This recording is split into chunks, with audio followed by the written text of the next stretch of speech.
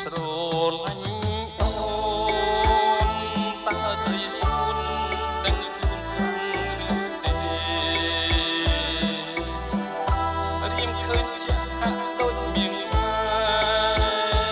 ញញឹមដែរពេលណារៀមបែកចំស្រី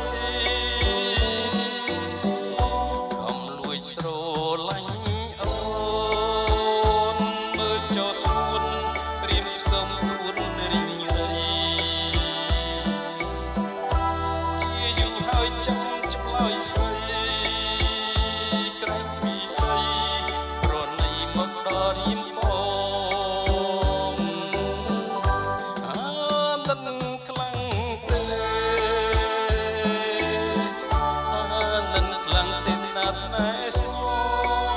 ងមិនដឹងមិនព្រមឆ្លើយឆ្លងមិនដឹងចេះបែខ្នងតើនួនល្អបំណងយ៉ាងណា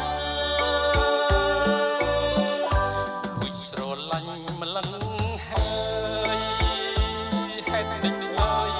ត្រានត្រែទឹកមេត្តា